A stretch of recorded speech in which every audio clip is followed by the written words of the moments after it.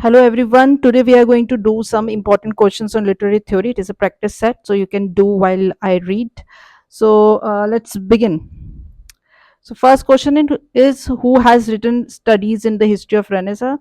So these questions will be based on the important questions that have come through the exams and are important from the net exams view. So first is this. So who has written it? So the options are Coleridge, Carnold, Ruskin, and Walter Pater. We all know this. The answer is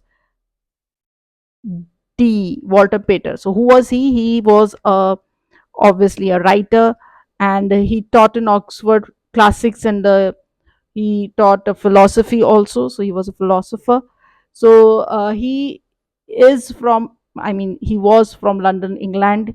His most prominent reviews were on Leonardo da Vinci, Bartelli, Michelangelo, which were later compiled in his most famous work, The Renaissance Studies in Art and Poetry, in 1873.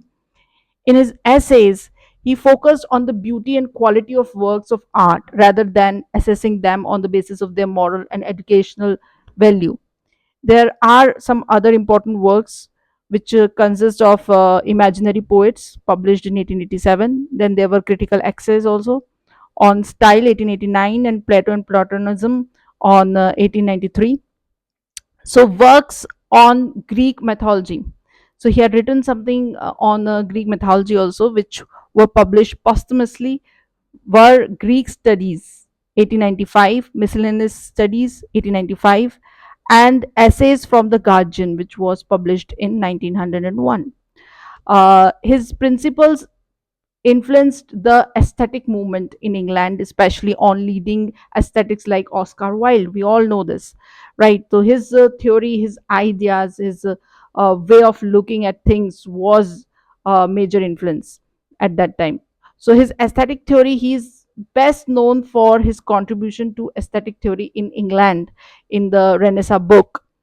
Um, he has also given definition of aestheticism and has talked a lot about this.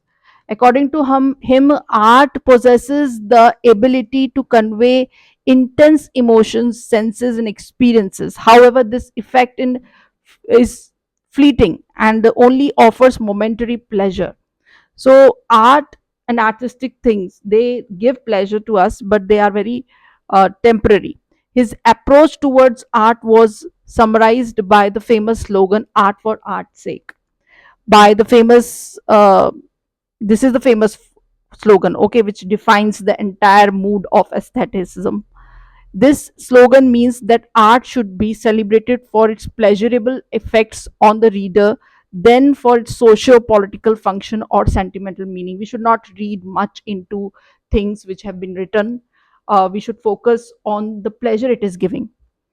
So his aesthetic theory was in defiance of 19th century Victorian moralism, which believed that art should serve a greater moral or didactic purpose. Peter was seen as the antithesis of Matthew Arnold. So Matthew Arnold era was time period was 1822 to 1888. He was a Victorian moralist and poet who advocated the principle art for life's sake. So he was against what Peter was saying, and according to Arnold, it is of art is has different role in the society.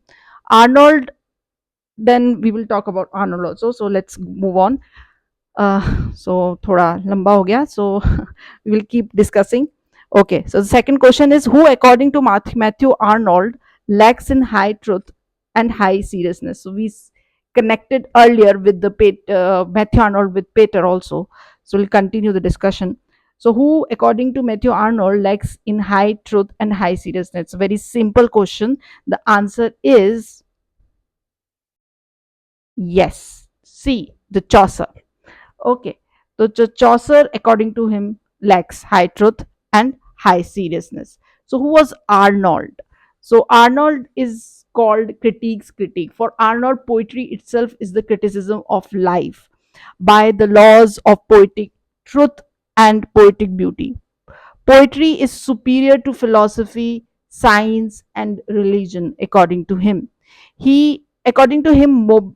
nobility of subject matter and the superiority of style and manner are proportional and not occur cannot occur independently. Means there has to be some equation between subject matter and the style and the form you are giving to the poem. According to him, Homer is the best model of simple grand style.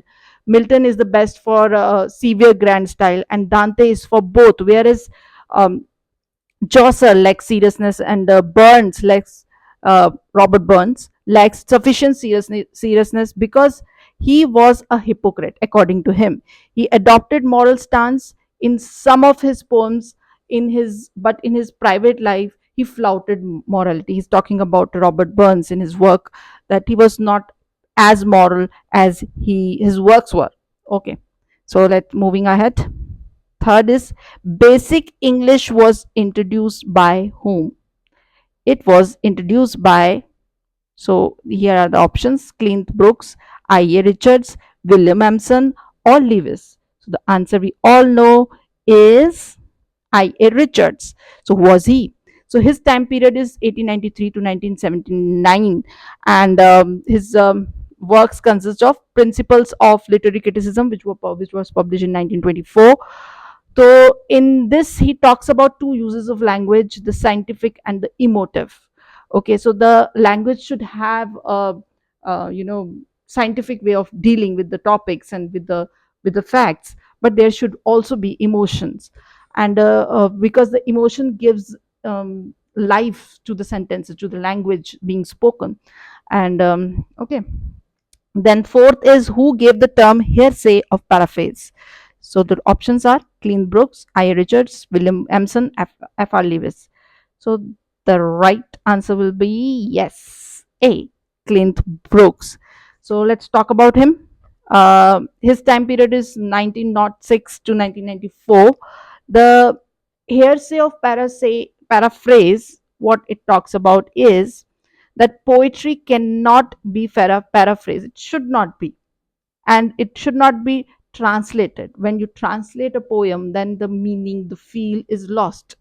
So he focuses on his belief that reducing a poem um to a simple paraphrase is disastrous to the interpretations of the poem, because the paraphrase is not the real core meaning which contributes or constitutes the essence of the poem. When you translate it, when you give it your own words, then the beauty of it is lost. The way it is being said is lost. So the hearsay of paraphrase occurs in his in his work, The Well Wrought Urn. The subtitle is Studies in the Structure of Poetry, published in 1947.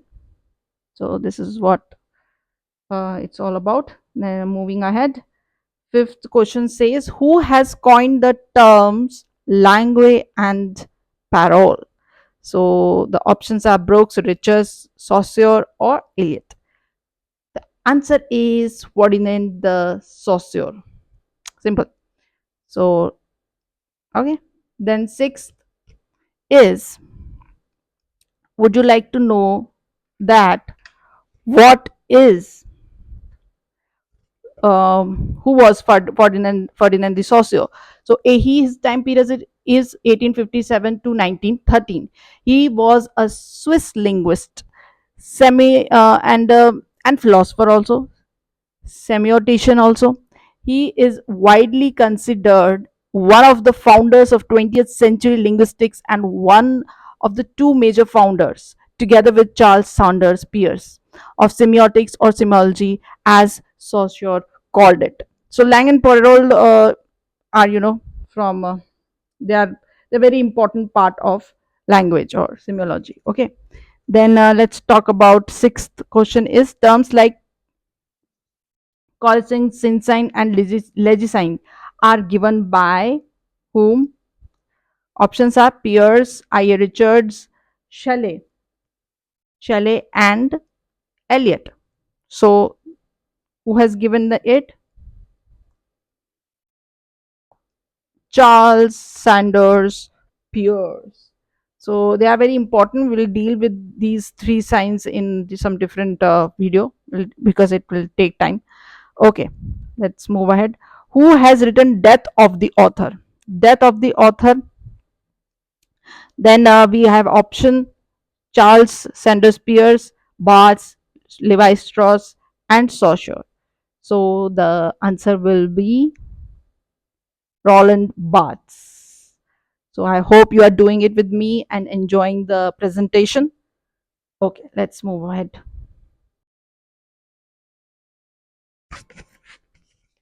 Now we are on the eighth question. I hope you are also writing down the things I'm speaking. So they are, because they are important. Okay. So the eighth question says, who has written the resistance to theory? The options are Peirce, Eliot, Paul Deman, or Saussure. So we know the answer will be Paul Deman. Okay. So Paul Deman, who is he? Who his time period is from 1919 to 1983, and his important works consist of Criticism and Crisis, published in 1967, Allegories of Reading, 1979, in which he has talked about the theory of figurative language. Then there is a work, The Rhetoric of Romanticism, which was published in 1980, The Resistance to Theory, 1980. So he's talked about resistance, how there is resistance and should be resistance when it comes to well imposed theories. Okay, so ninth question is, who has talked about intellectual dichotomy? So options are Emerson, Barthes, Strauss, or Nietzsche. So who will talk about, or who has talked about intellectuals? Nietzsche, right? So okay, so his time period is from 1844 to 1900, and he has proved that there is no fixity, nothing is universal, and even in modern literature, there is no, structure, and he has looked upon it as, he has seen the construction structures, and he says that it talks, modern literature talks about the fragmentation of human being. So his famous quote is, God is dead and we have killed him, and the world is falling apart because of that. His other works which we should talk about is, the first is The Birth of Tragedy from the Spirit of Music, 1872, intellectual, and in this he has also talked about some terms which are intellectual dichotomy between the Dionism and the Apollonium. So Dionism means disorder, Apollon means order. According to him, society moves between order and disorder. We know this, right? And also how intellectuals are important. Intellectuals are those people who are, who come from common masses. The society considers them as aloof, but they become the reason for, revolution, for spreading of uh, you know intellectual ideas among the general masses. So this is what he has talked about. Let's move ahead. 10th is, who gave the term cultural intermediary? So, who, according to you, gave this important term? Charles Saunders Peirce, Raymond Williams, Bourdieu, or who is he? Thompson. So, the question is Bourdieu. So, he has talked about culture intermediaries, ki how, the person we teach. Okay, so we are teaching the written text or the original text of writers, and we become the intermediaries to the students, to the you, to people who are trying to understand these writers. So we are cultural intermediaries. So this is the term given by Pierre Bourdieu. 11th question says, who developed theory of narratology? It's a very simple question. Who gave the, let's look at the options. They are Levi Strauss, um, Raymond Williams, Derrida, or Shwetan Todorov. Tongue twister. Okay. So the, can you recognize him from his photograph? Can you? So, yes, it is Shwetan, Shwetan. Yeah, Shwetan Todro. Okay. So, the 12th is who has written Fearful Symmetry on Blake? These are the options. F.R. Lewis, Fry, Derrida, or Bakhtin. Not of Fry. So we will talk about these writers in the next video or lecture, because I don't want it to last long or you will get bored. So hope you have enjoyed it. Watch it in repeat so that you are able to jot down important points and practice with this presentation. Uh, hope you have understood, and all the best for your exam. Keep watching for more. Thank you.